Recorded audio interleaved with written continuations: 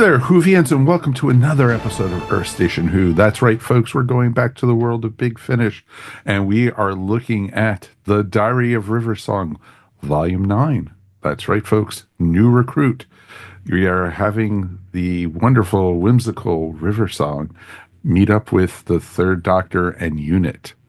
And it's going to be a lot of fun to talk about this one. This one actually was more enjoyable, I thought, than some of the previous ones that we've been doing. And I'll be curious to see what my co-hosts have to say. And let's say hi to them right away, of course. Let's say hey to Ms. Melanie Dean. Hello, everybody. And, of course, Mr. Mike Gordon. Howdy. And so I'll be very curious to hear what you guys have to say. Folks, of course, we want to hear from what you have to say at home. So please, feedback at earthstationwho.com is the best way to get in touch with us. We definitely would love to hear from you. And if you are so inclined, we would love you guys to like, subscribe, and, you know, all the other social media stuff that they do. We definitely would appreciate it. And that's how we know if you're listening or not listening or just playing cards and, you know, having us on the background. You know, that's what my grandmother used to do when I first started podcasting. She said, I just wanted to hear your voice. I don't care what you're talking about. It's like, okay. It's like, thanks, Grandma. I appreciate that. Hey, you know, it's a hit. Exactly. A listener is a listener. So it counts. Exactly. I think that's why half our listeners, you know, all her friends were listening with her. Our ratings just crashed when she died. So it was okay. You know, we lost at least half our listeners right there. So there you go. So, but you know what, folks? It's a fun one to talk about. There is no new Doctor Who news right now. We're still trying to guess when Series 2 is coming. So I'll be very curious to see. There hasn't been any images, no talk, nothing, which is really surprising for Russell T Davies. So, but, you know, I think everyone's getting ready. Con season is about to jump up in the next couple weeks. Mel has MegaCon coming up. Yeah. And then we have officially been allowed to come back to Pensacon. So we will be there for that. So we got our media credentials. Yay. And we have panels, but we won't give you any information on that yet till we have a schedule. It's not fair to do that yet. So, but it should be a ton of fun. So, and with that being said, we decided it'd be kind of fun since Melanie is our new co-host and, you know, she hasn't had the pleasure of this yet. We're bringing something back from Earth Station 1. We're blowing off the dust on the Geek Seat. That's right, folks. We're going to strap Melanie down and tie her up to the chair, and she is going to answer the questions 10. It should be a ton of fun to do. And, you know, we're going to ask her, and basically just doesn't have to be long explanations or anything, but I'll be very curious to see. She has not seen the questions, and that makes it even a little more fun. So we should be a lot of fun. We almost forgot the questions. Yeah, we didn't even know where they were living. They were living somewhere on the station. You know, we had to actually find the chair. It's like, Mike, did you throw out the chair? And it's like, no, dude. I think it's in storage somewhere. So meanwhile, I'm toddling in here going, what the heck are you people talking about? Exactly. What's questions? Okay, yeah, and sure. That's how much she listened to our other podcasts, folks. So this is, you know. Yeah, it's okay. Sorry. We'll still keep her around. It's okay. No, what's the ratings? Exactly. All right, Melanie. You ready for your first question in the Geek Seat? Sure. I'm trying to tell myself don't give one-word answers. No, please don't. No. Melanie, Yeah, pass. what was your favorite Geek Out moment?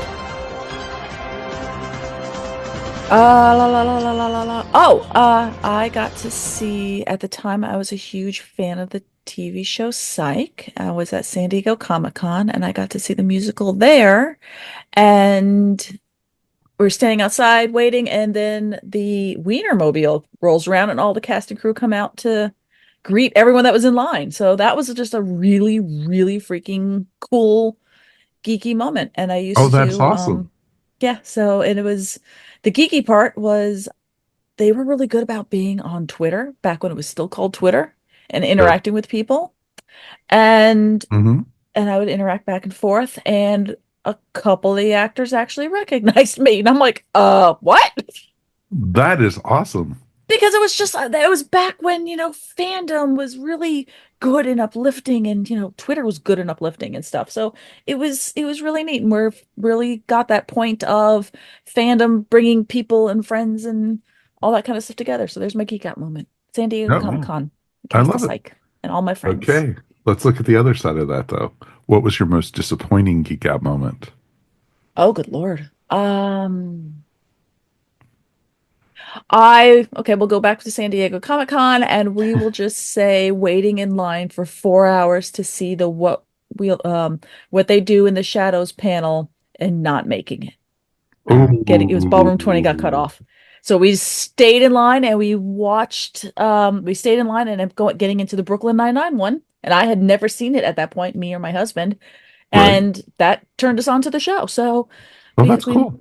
made lemonade out of those lemons. But yeah, that was the disappointing thing, is finding out that you risk the line, you wait, and sometimes you don't get what you want. That's always the fun of San Diego because they don't clear the rooms between panels, No, no, No. they do which is not. nope. And that's one of the downfalls of that place.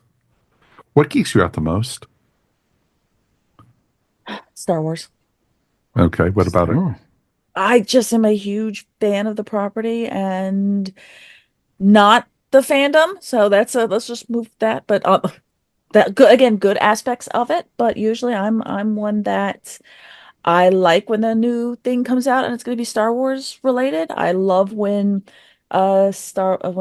Celebration is announced and what city it's going to go to, and seeing all my big Star Wars fandom people come together, and I get to go see them again in every 2 years. An extended family type thing. Yeah, Yeah. that's cool. When What is the turn next one? It's Japan, April That's not an 20. official question, by the way. No, It's no. Star Wars Celebration will be Sorry. this year, April 20. April I think it's 19, 20, 21. No, Is it? 18, 19, 20, 2025. And I've got tickets and I'm going. Yay. Yeah, because the next one's in Japan, right? Yeah. Yes. Yeah, The nice. last one was in London. This one's in Japan. Wow, very cool. Nice. Nice. What turns your geek off? My what? What turns your geek off? Oh, um, The last question was turns your geek on. This is oh, turning it off. toxic fandom. Mm. Oh, yeah. Gatekeeping. Number one answer, Gatekeeping, actually. gatekeeping, gatekeeping, gatekeeping. And it's even worse now than when it used to be when we used to do the show. Absolutely. It's toxicity, it's gatekeeping, and even another footnote of note is how if I go on YouTube, it's the clickbait of angry people. And seeing why this is sucks and why this is terrible. And For it's like sure. I kind of can't we whatever happened to just keep Why can't we scrolling? get along? Heh. Exactly. What Yeah, fictional character would you like to meet the most? what fictional character? Yeah. Princess Leia. Why Leia? Because I think she's just as much as her and Carrie Fisher are like this.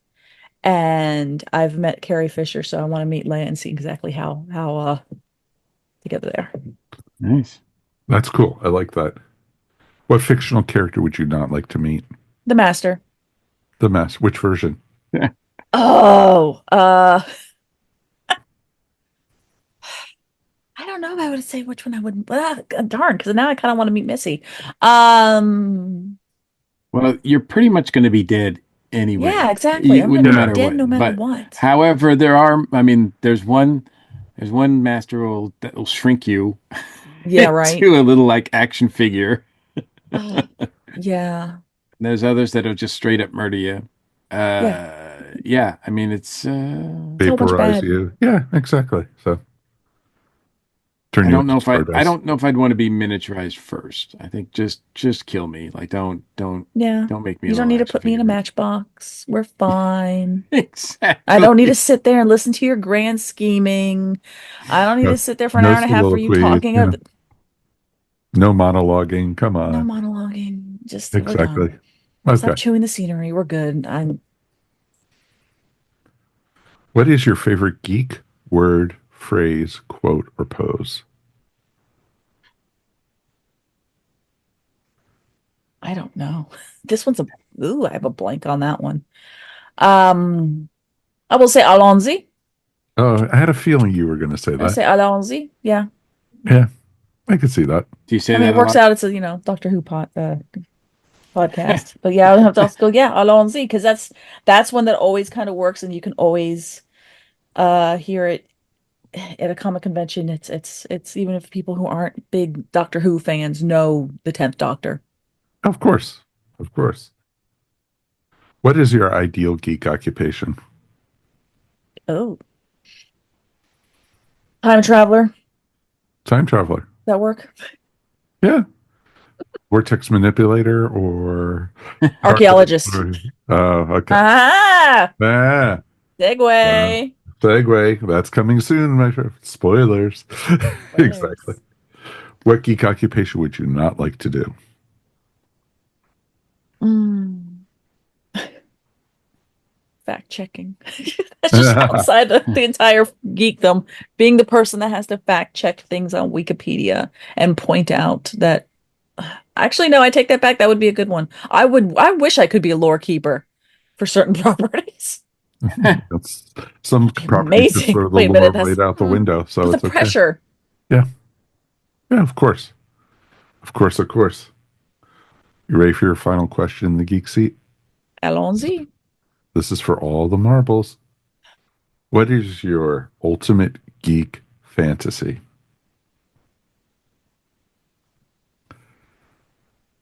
Yeah, this one's difficult. Well, no, you know what? I for the longest time it was going to Star Wars Celebration, and it was going to, and then I was able to achieve that and about to do that again. So it's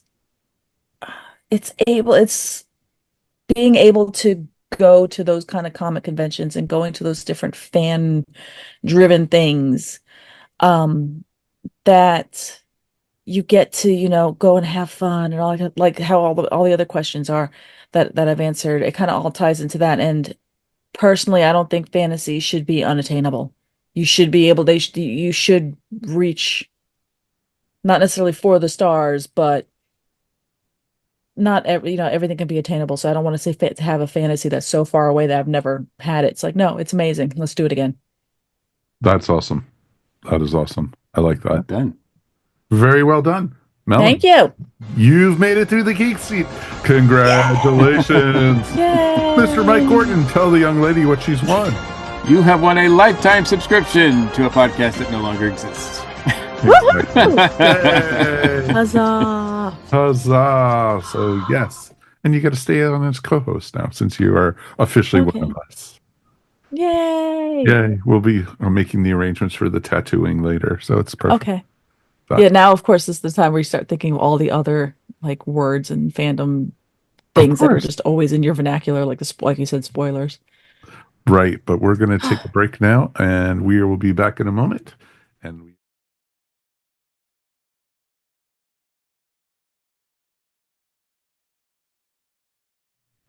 welcome back to the Diary of River Song, Volume 9, The New Recruit. And we are going to be traveling back to the 1970s or 80s, depends which times period you want to go to and everything. But I love this because this storyline takes place during John Pertwee's first season. So, and it is Dr. 3, it is the Brigadier, and it's Liz Shaw. It is really, really fun. And I've even more thinking than that it's a third Doctor, team up or anything. I feel like it's just River and Liz mostly. And That's what it was for 3 out of the 4 stories, sure. Yeah. exactly. And even the last story too, yeah. Oh yeah, even the last story. You just got Pertwee in that one. Well, the third Doctor, I shouldn't say Pertwee. Yeah, though unfortunately none of those folks are still with us. So they were all substituted voice wise.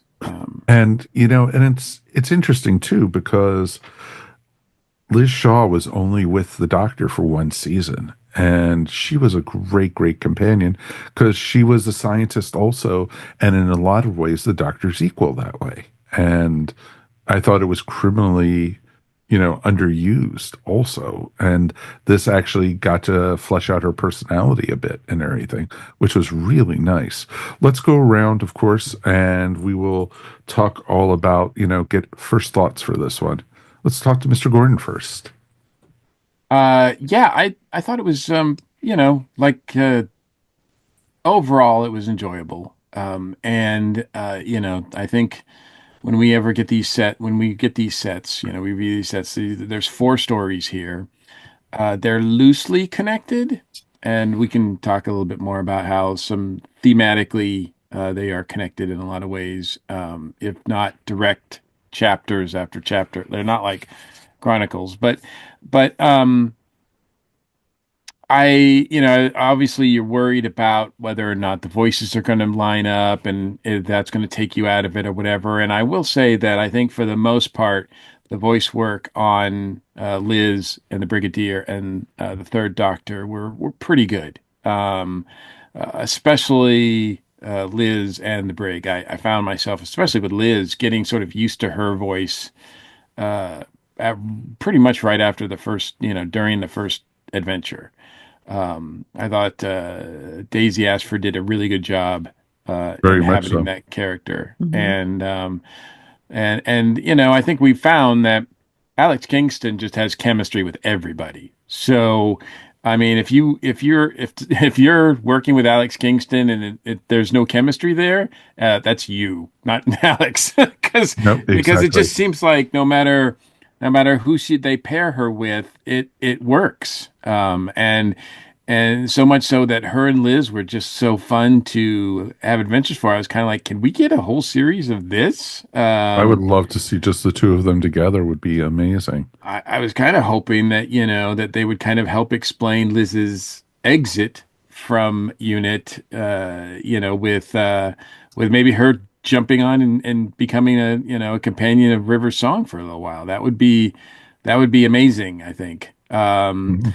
And they've got all the tropes of that time period as well. I mean, we're not jumping around from place to place. We're not jumping around from time frame to time frame. We're pretty much staying in the era, with a few sort of discrepancies that I'm not really sure exactly why those are there. But I will say that the album artwork is a little misleading. There's a helicopter on the album art, and there's no helicopter as far as I can remember in any of the stories. So I don't know.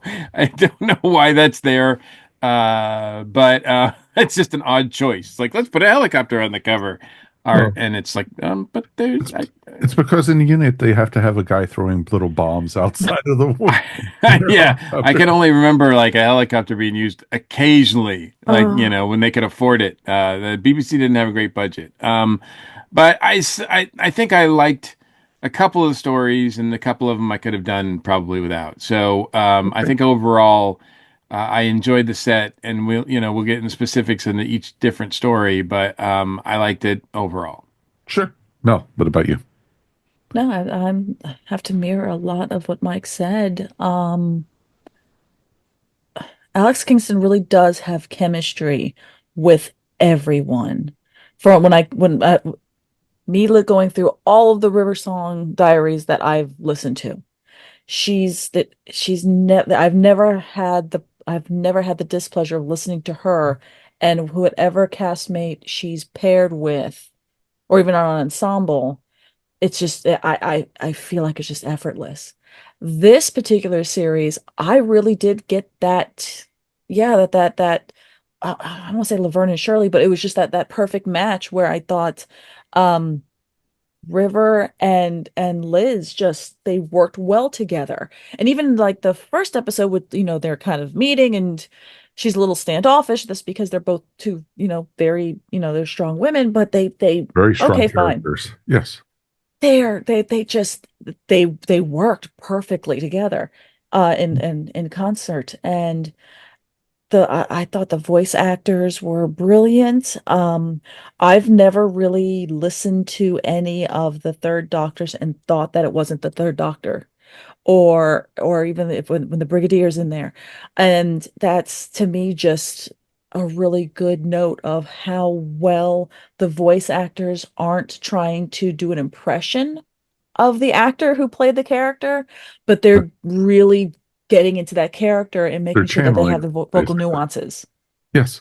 No, I agree So, completely with that. It's interesting because by halfway through the first storyline, in my mind, I was listening to Nicholas Courtney. In my mind, mhm. I was, listening to Liz Shaw. I was listening at the end, at first hearing the third doctor. But then when he started raising his voice at River and they started yelling at each other in the final story, it was, it, to me, I didn't even think it was somebody trying to pretend to be John Pertwee. It felt like it was the third doctor, Hmm. and it was really well done.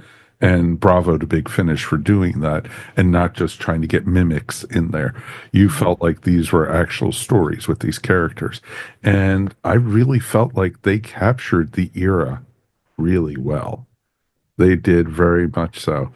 And Agree. part of me was like, when I was listening to it, because I was listening to it on the airplane when I was traveling this weekend, uh, it was, where's Benton? Where's Yates? And then I realized, oh, wait, that second season starting, when they brought in, the other characters and Liz went bye-bye. And so it was real interesting to see. And because I think in the first season, you had the Brigadier and a lot of nameless characters, unit Mhm. soldiers and such. Hmm. So I thought it was really well done. And I enjoyed the stories. I thought I liked some more than others. I think I liked three of the four, which is rare for me to say. I could honestly say that. And, you know, they're all great because Alex Kingston is involved with it. But story wise, it's usually, if I went back and listened to some of our old reviews of the diary and from previous years, and we've never liked all four that they've done. There's never been one, I think, that we've all liked all of them altogether. So I thought it was very well done. And There's been some where you really didn't like a majority of them, oh I yeah, think, there were a few of them. I think so. that last one, it was with K9 and it was with, the Mechanoids, I think, or something that we did. It's Hmm. the last River Song one we did. For Diary of River Song, because we also did the Ninth Doctor in River also. Hmm. And that was great. We overall liked that one. But last Diary of River Song we did was 8. We were all like, this, I hope the series isn't fading. It was, Because we have we four were more volumes to go at that point. exactly. So it was interesting, and let's go story by story, and we'll rate them all together at the end. I figured that's the best way to do it, and we can say, which ones we could all during this we could say which one we didn't like or liked, but we'll give it all like one rating for the box set. The first one was the Bloodwoods, and that brought River in as a new recruit to unit, recommended by the doctor, using air quotes there. And As yeah, Professor Shaw's assistant, or sorry, it's Dr. Shaw's assistant. Dr. Shaw's assistant. And it was, but River was a doctor herself, and she always had to remind everyone through each one of these stories Yeah. that's Dr. Riversong or Professor Riversong. So it was awesome. And I this one, was great because I could have easily seen the first one being in that era of Doctor Who. Yeah. And it was very well done. And I loved, like you were saying earlier, Mike, most of these are all Earth-based stories. They're not going out into space until the very end. Hmm. And Right. so it was I liked it because that also captured the era. They didn't have a TARDIS to rely on. They just, and she didn't even really rely on the vortex manipulator until the last story Right. and everything. And she didn't even So, really need to use that much then. They kind of used it to skip ahead a little bit faster. But I Yeah. don't, if she didn't have it, they wouldn't. And she doesn't even really use, I mean, she has her sonic trowel that I think that she uses a bit, but not a lot. I mean, this Yeah, the one, third one, I think. yeah. Right. So this one is not uh yeah, this one felt Bloodwood felt very much like uh it felt very much like a Barry Letts, production. Like it, it really did. Like I was like I could almost picture it a lot of times, Mhm. like the woods and the guy coming over and screaming at the woman not to, not to dig up his yard and all that kind of stuff, and then all the stuff that was going on in the woods as well, and the dog and everything like that. It had a Hound of the Baskervilles feel to it. It Hmm. just was Oh, really cool. exactly. Even had the feel of like Stones of Blood, I was thinking, Hmm. kind of Hmm. the Tom Baker era. Yes. It had that kind of feel to it. And, and it's the starting was the mystery of this young man who was found dead, but had been aged 60 years. Hmm. And so I I thought it was a fun story, and you had, a very distrusting Liz Shaw of River, through Hmm. three-quarters of the story. And then Well, then when they finally bonded.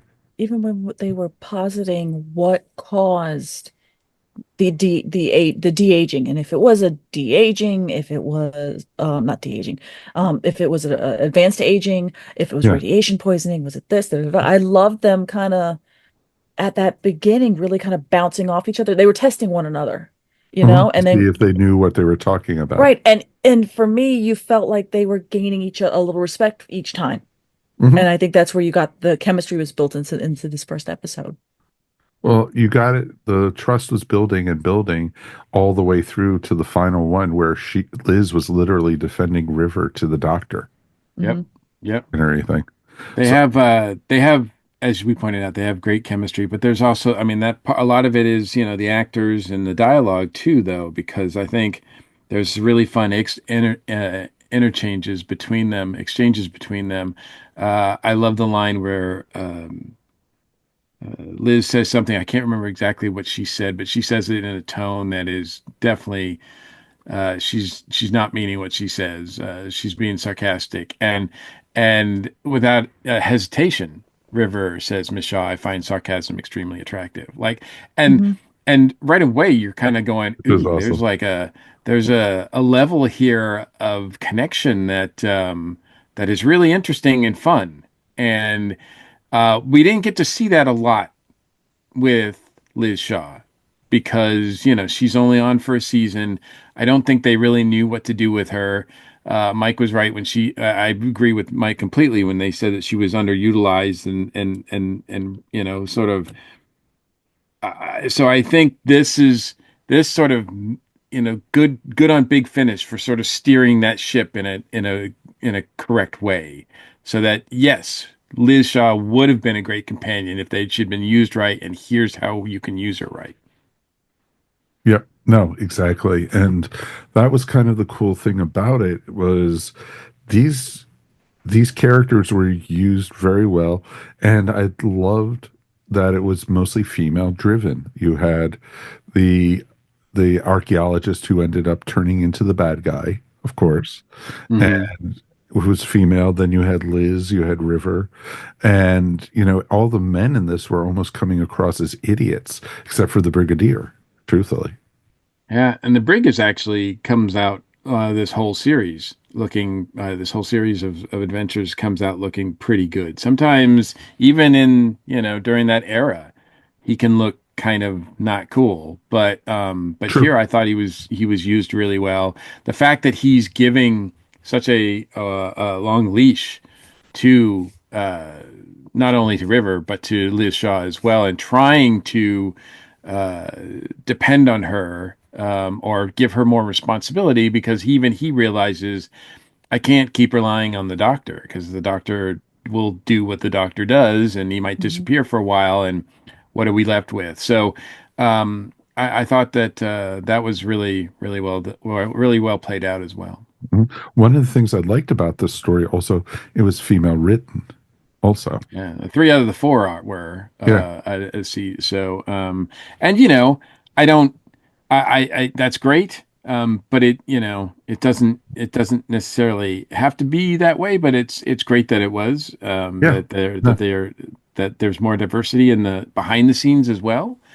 But I think because it doesn't seem like, this isn't like in your face, you know, agenda driven No, not at stories that no. they Mhm. feel like they're whatever, agenda may be there, and there's certainly subtext, a lot of text that you could that but it feels organic. It doesn't feel like it's like in your face. Sure. And that was the cool thing about it is there weren't like female power driven type things. These were actually all good stories.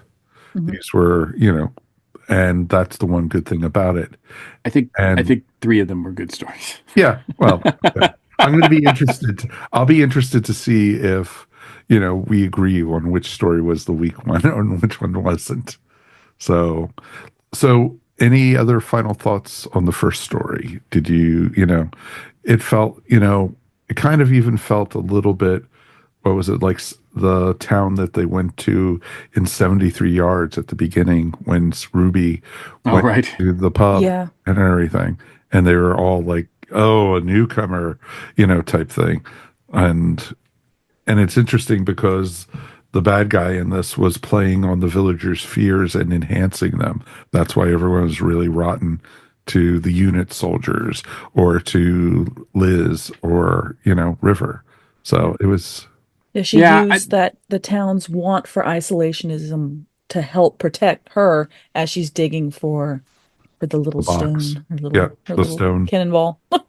I Mhm. would kind of say that my only real criticism of the first story is that it just does feel like it's pretty safe, pretty conventional, pretty much like there's not a lot of like it's pretty predictable.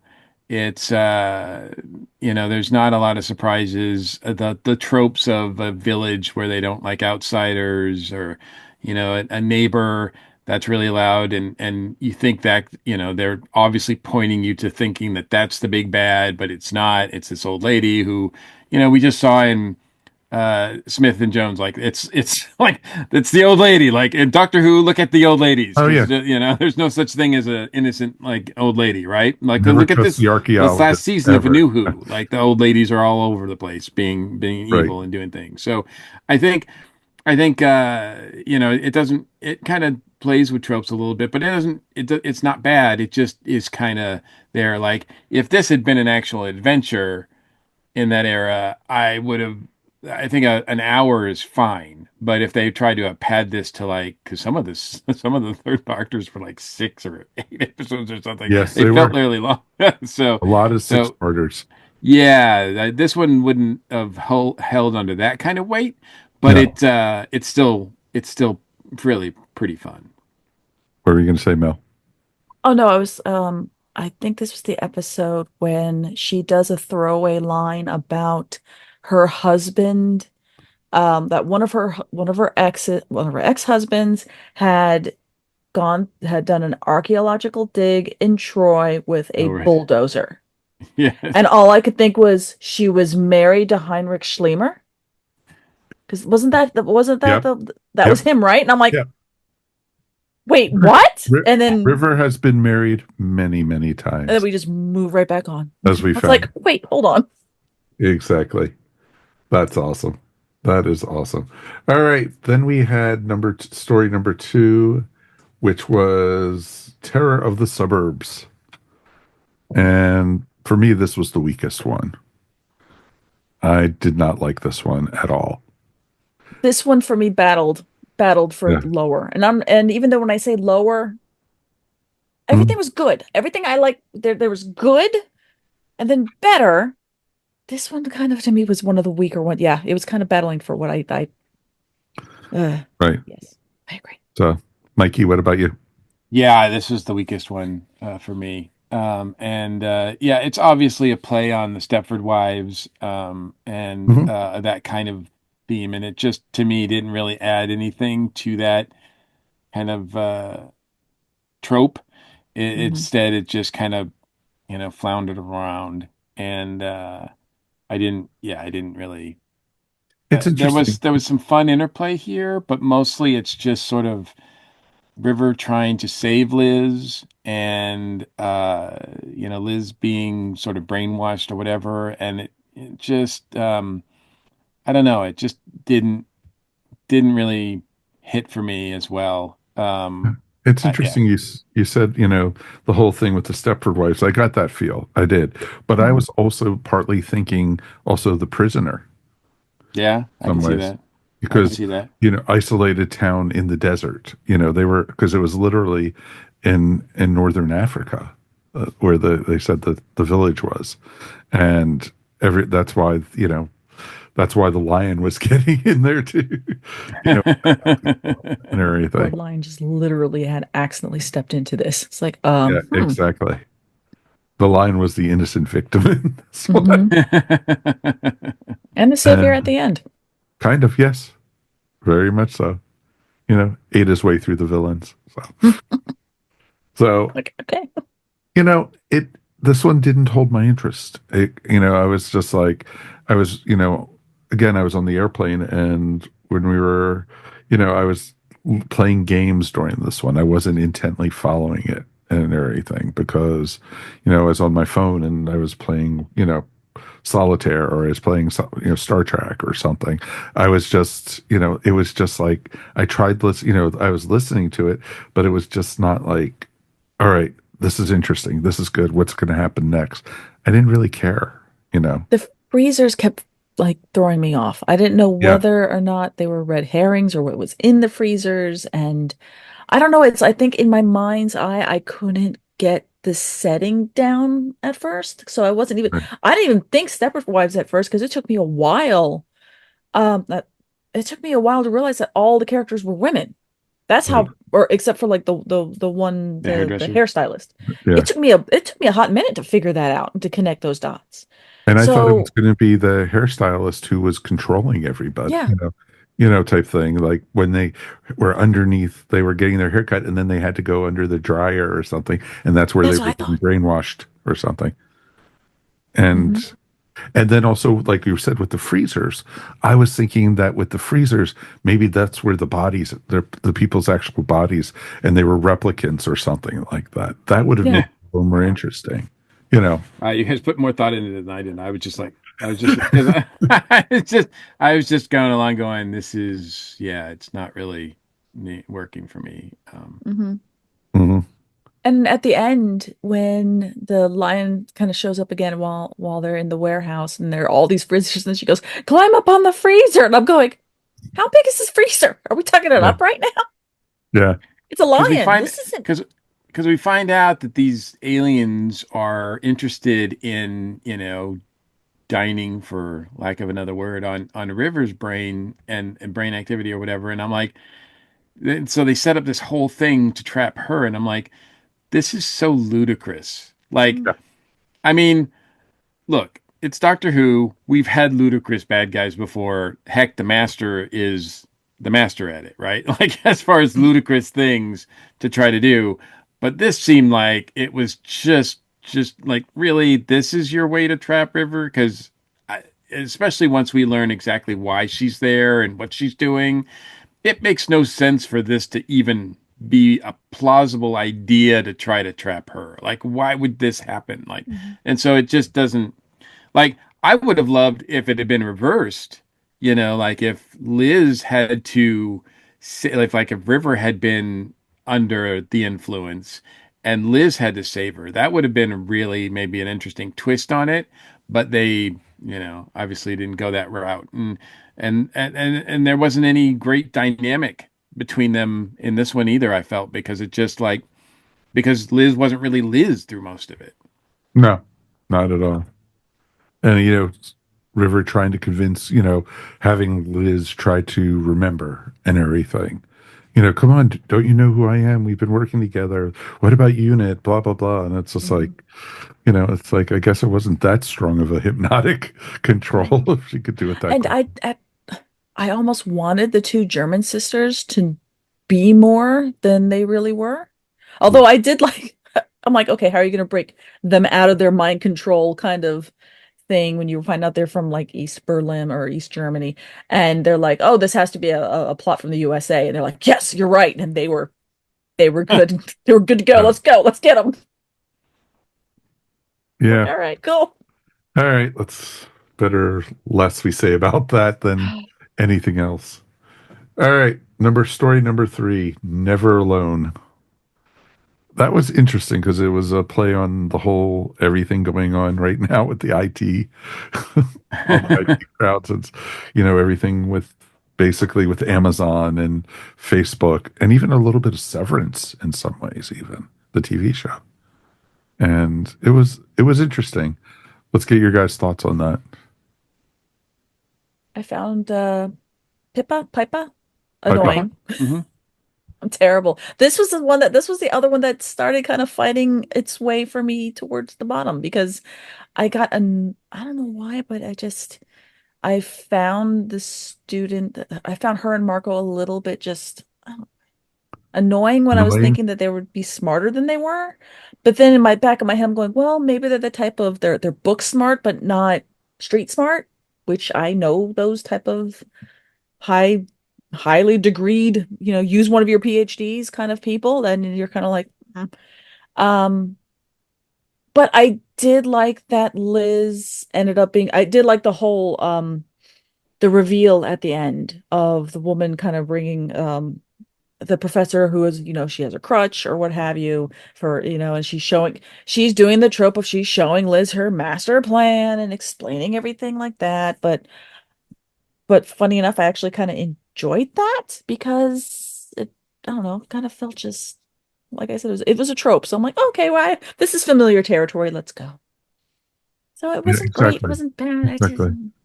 Yeah, it's been done before many, many times. And it wasn't, it was fun. I think, if you're going one through four, rating wise, and we'll do rating in a bit, this is my second to the bottom. Mhm. And so I enjoyed it, but it was very predictable, and it was, whole thing with mind control, very matrixy, that this Mhm. being was going to be using humans' bodies as batteries and to power itself or whatever. It was just like, it was okay. The This is my concept of them favorite. being It's your Transformers. favorite? This is my Really? favorite one of the four. Yeah, I Really? really thought this had an energy to it. I liked Pippa a lot, actually. She reminded me of Daisy from Downton Abbey.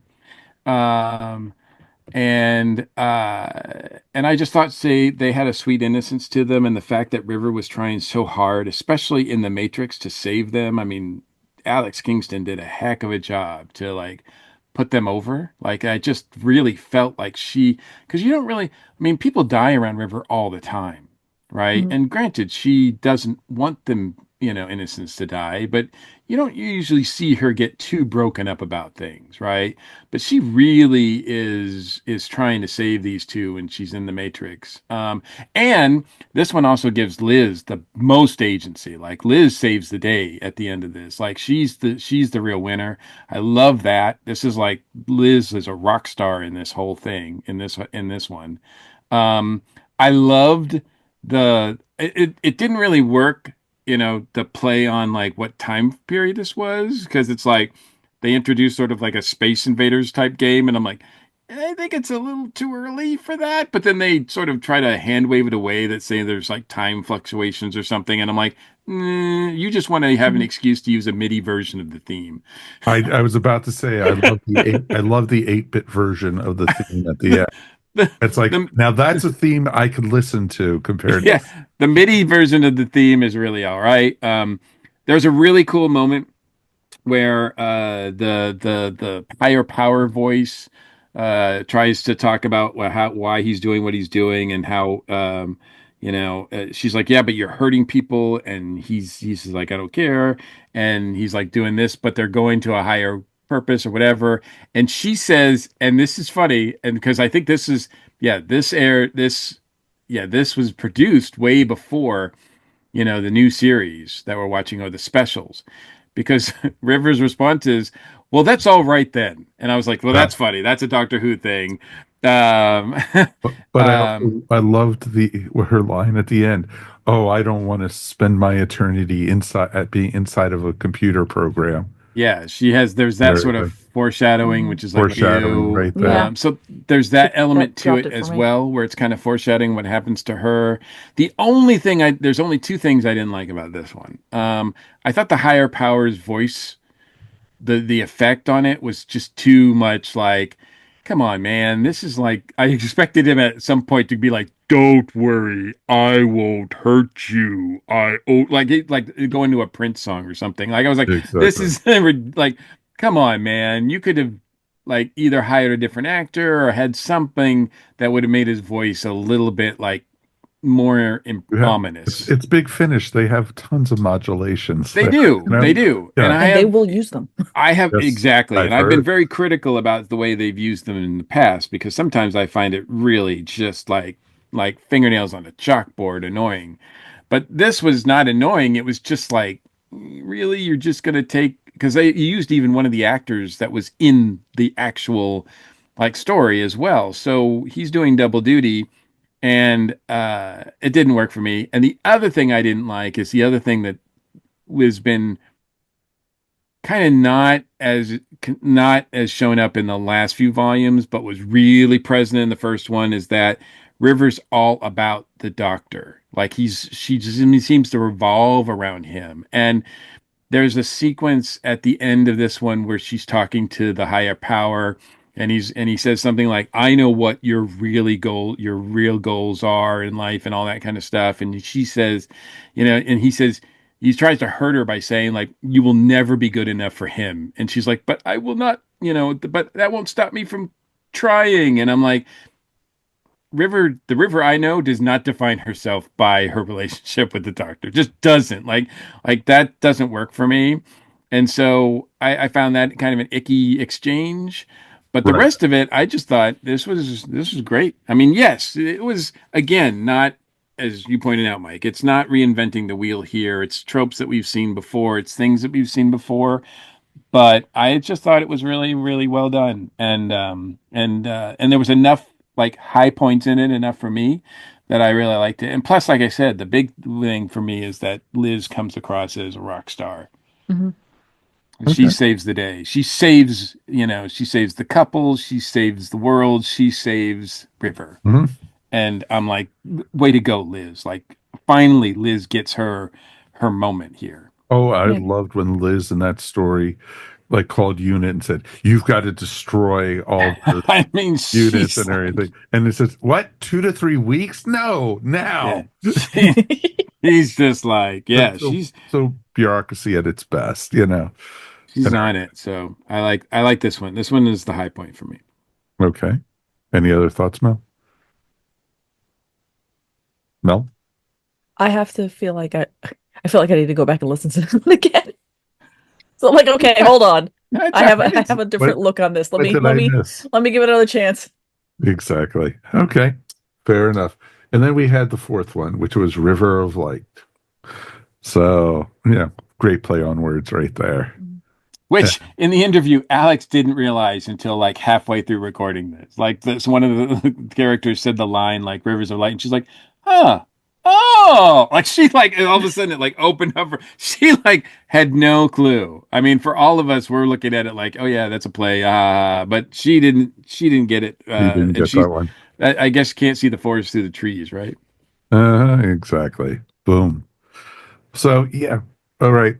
This one, I like this one because I'm glad it brought the third Doctor back, and him totally like freaking out that somebody's been messing around with his TARDIS and Hmm. moved the console back into the TARDIS, and also added a jacuzzi. I love that,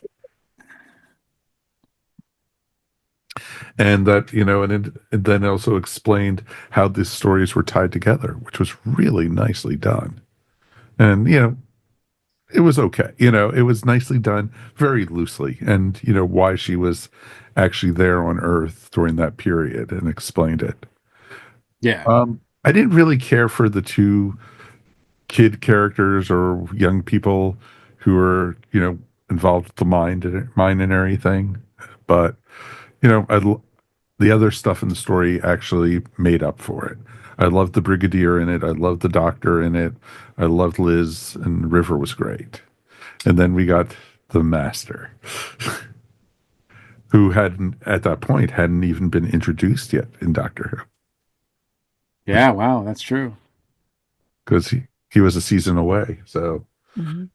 and so that's what even made it even a little bit better. And I love, when the doctor was like, "Who are you?" And he's like, "Oh, I'm with the CIA." And he's like, "The American and Nope. it's like, "No, the Gallifreyan." It's like, "Why are you still spying on me after you trapped me on this planet?" It's like, it was awesome. Mhm.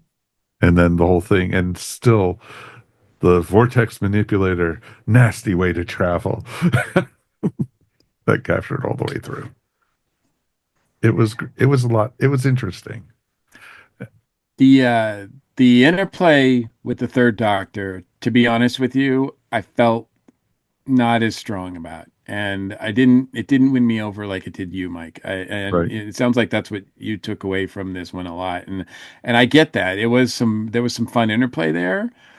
But after the interplay in the beginning, I just didn't feel like the doctor really added to the story much. And I'm like, if you're going to put a doctor in a story, he should add to it. And it almost was like, I guess maybe at that point, I was getting so used to the Song and Shaw show. Mhm. Try to saying that 5 times fast. The Shaw and Song show. What?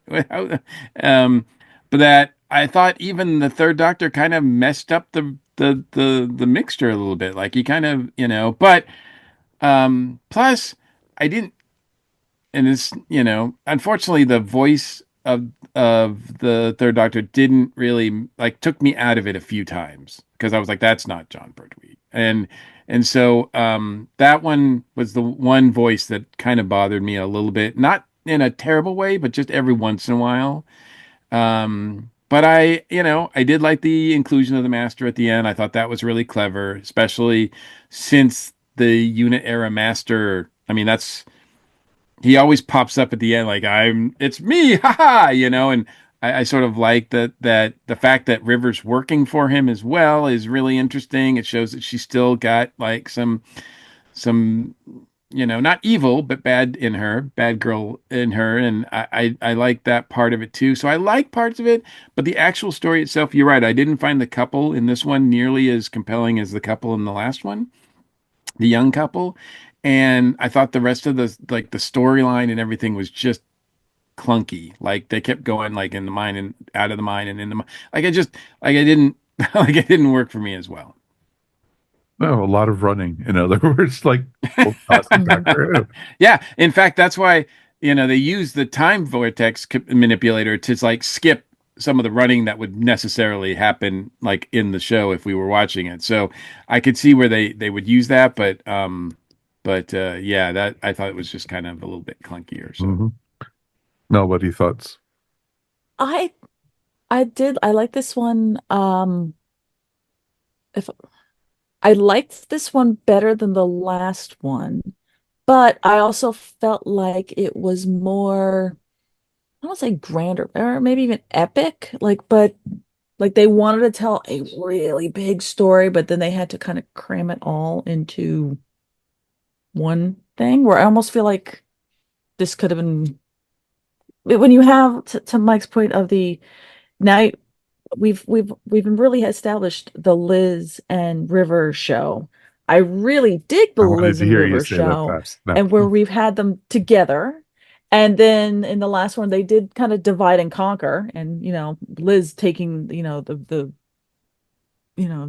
doing everything at the end, being the savior at the very end. Um, Adding the doctor in wasn't. I can't say that it wasn't necessary, but when you start adding more and more cast members or characters, and you want to give those characters as much time, including like any of the couple, um, yeah, I think that this could have benefited if it was longer, but because again, with just how much now that you've got an ensemble cast, so maybe maybe it didn't really need the doctor. I don't know. I think they were just I almost feel like they were juggling too many characters, and maybe if the story could have been tightened up a little bit more. I don't know. I liked it, but I felt it did feel like a more like a Doctor Who-y kind of episode to me. But again, that was because the doctor was in it. Um, but yeah, no. I do have looking back at it though, I agree with Mike that the couple didn't feel like was it Simon and was it what's her name? I had it written down. Gemma. Or Mhm. um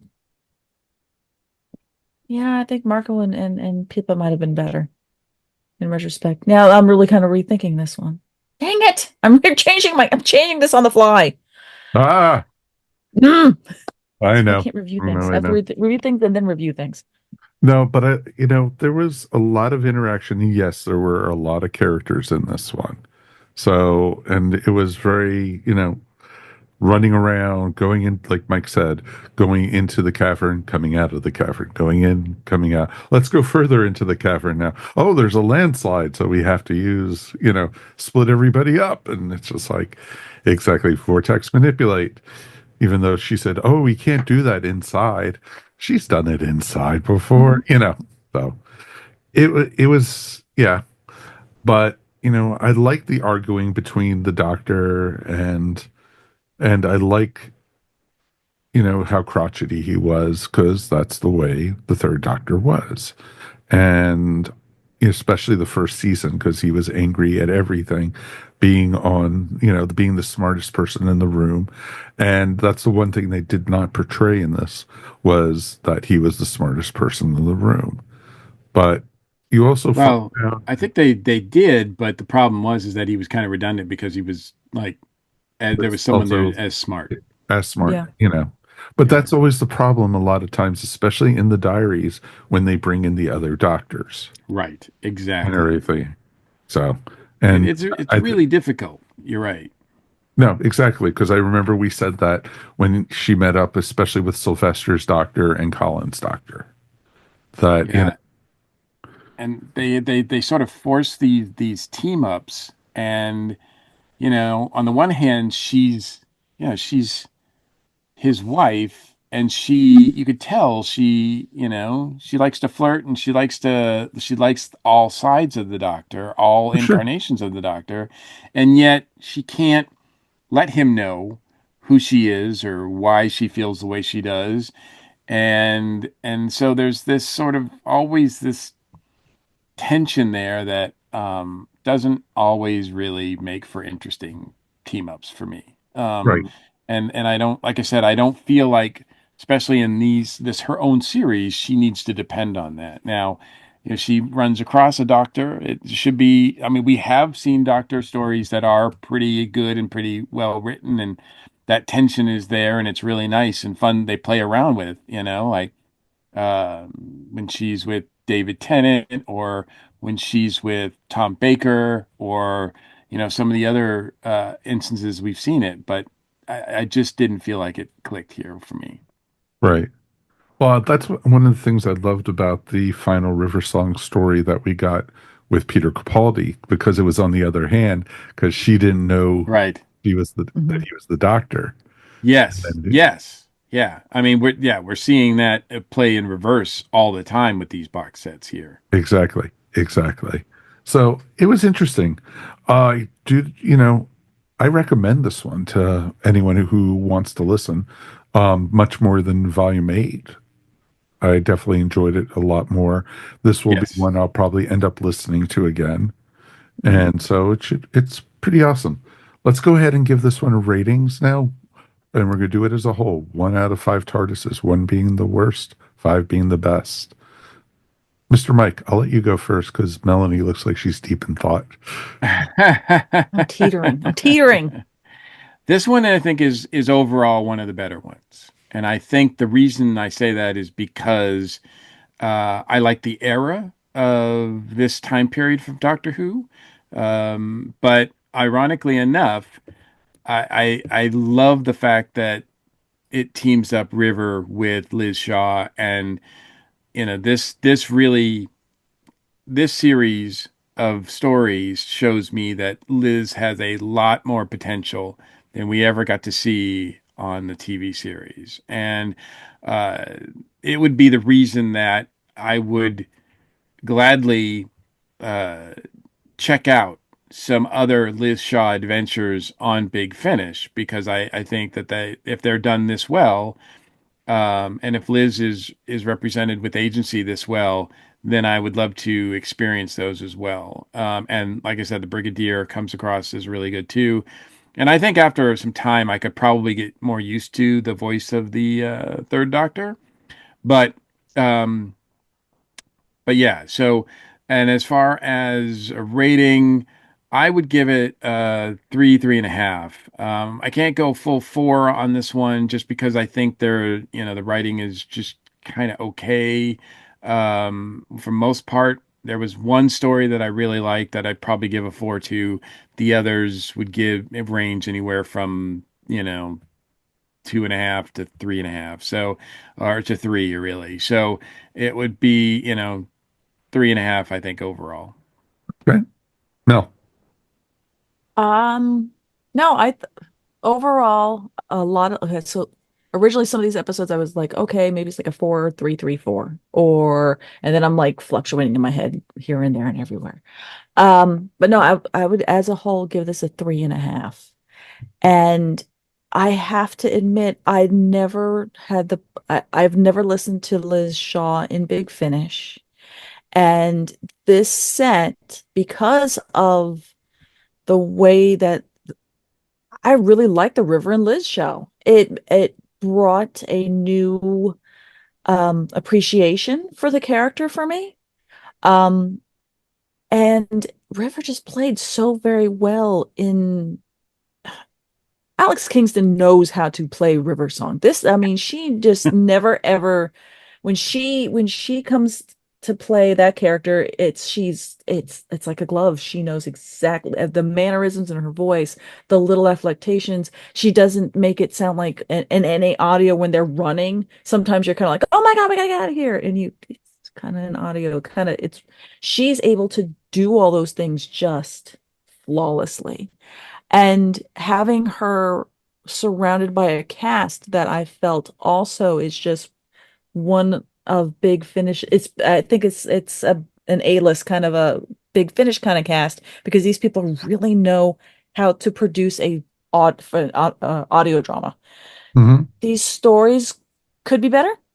They could have gotten a lot worse. Lord knows I've listened to some much worse ones, but I definitely want to listen to this again. Yeah, we're talking about, we know which one we're talking about. Yeah. Michael Gordon skipping out of that one. Yeah. Ghostlight, I'm looking at you. I Calm really recommend this collective. one. And Oh, if I you paid my want, dues with Ghostlight once before, so don't think I get escape that And train he wreck. paid for missing it, so yeah, I don't did. worry. So That's true. Oh yes, man, you did. there's other ways that you can get out of that. Yeah. Um, but yeah, I would give this, yeah, a 3.5. This was nice. This is a good River Song stories. And if you like River Song and you want to hear River Song stories, this isn't Exactly. gonna, I don't think this would wholly disappoint. In all four of the stories, Alex was chewing up the scenery in every Mhm. single one of those. And that's what you want to hear from, a Diary of River song. You don't want to have, oh, that river just pops up in for 5 minutes of the story or something like that. And, you don't want it to be because there are some stories that Alex Kingston is involved in with Big Finish where she's a very minor role in Mhm. these stories. So but this is her storyline. I'm going to go the opposite way. I'm going to give this one a four. I think this is one of my favorite box sets that we've heard with River Song. I think it was overall consistent. There were stories that were weaker than the others, but I enjoyed them all. And it was in the era of Doctor Who that I love. I love the Pertwee era. It's one of my favorites for the classic series. And, I loved how everything felt it rooted on Earth. Everything felt it, you had alien menaces, but they were stuck on Earth. out there and everything. And even the ending where, you found out that she was working with the master and that, then the master paid her and she betrayed him and turned him over to the Gallifreyans. It Nice. was awesome. So I thought that was very well done. And you know what? Each one of the stories, for me, the stories went, one was the best. Then for me, I probably would say four, three, and then two. And, it was, but they were all fun to listen to. I wasn't, like I said earlier, number two was the one I had the most trouble following because it was the weakest of the stories. But, they weren't horrible compared to some that we've, Those men writers. yeah, darn them. We definitely would Terrible. love to hear from you guys at home. Feedback at Earth Station Who. Let us know what you guys thought of this. Want to wish our co-host Mary Ogle a quick recovery. She's down with a respiratory infection, so please, please, please, those are very nasty, especially when it's cold outside. And Yes. as of this recording, the fine folks in Tallahassee are getting snow. So, who would have thought snow in Florida? Crazy. No miser is getting his way. Let's just say that right now. Thoughts and prayers of warm blankets and chicken noodle soup to Mary Exactly. and everybody else who's having to deal with this cold. Exactly. So, probably some of those houses in Florida don't even have heaters. So it'll be very interesting to see what goes on down there. But folks, thank you everyone for listening. Happy 91st birthday to Tom Baker, the fourth Doctor. He's the reason I started watching Doctor Who. So, he was my first. So, Me too. and so happy birthday. He, somebody, put protection around him so nothing ever happens to that man. So, Yes, please. so definitely, definitely. As we mentioned earlier, we will be going to Pensacon. It starts on the 14th of February and runs through the 16th in Pensacola, Florida, snow capital of Florida right now. So definitely, folks, check it out. Look it up, pensacon.com. And definitely, they've got some amazing guests coming this year. So it should be a ton of fun to go to. Of course, we'll be back again in 2 weeks. If you get a chance, please check out our social media, check out our Facebook, check out our Instagram. And of course, we have all our shows up on our webpage, and we are found wherever fine podcasts are found. And we have a YouTube channel where you can see our lovely faces. So it's all nice. Exactly. So it should be tons of fun. Let's find out from the rest of our crew what they have going on. Mr. Mike Gordon, what's going on with Bat Chums? Bat Chums, we are still making our way through the second season of the 60s Batman series. It's been a lot of fun. Drew and I are having a blast covering that and reviewing each one of those episodes. And we just started up with the Dragon Con report. We recorded our first episode of the year last night. So look for that to be available on YouTube as well as wherever you get your podcasts. Yeah, I got word that once again I will be a guest at Dragon Con this year. So I'm very honored to participate once again in my favorite event of Yay. the year. And it's always great fun to talk about the con leading up to it and get excited for it with Dragon Con report. So Even better. those podcasts are doing really well. Yay. And of course, Ms. Melanie Dean, you got MegaCon coming up. MegaCon's on its way, February 6th through 9th, so Super Bowl weekend. I'll be Yeah. there. All Yeah. right. Be But there, yeah, be square. Big, huge Doctor Who presence this year at Yes. MegaCon. So, Huge. yeah, say hi it's to all the huge. doctors and companions for They'll us. all be Doctors showing can, up in their individual TARDISes. It'll be awesome.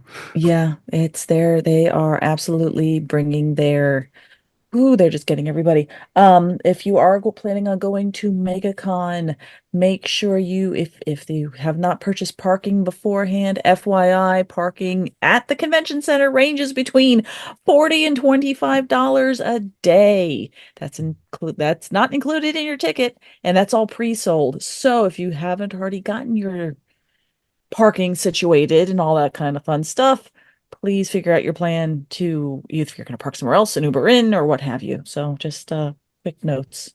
Definitely. Definitely. If it wasn't so close to Pensacon, I'd probably be there too. So it would be tons of fun. So awesome, folks.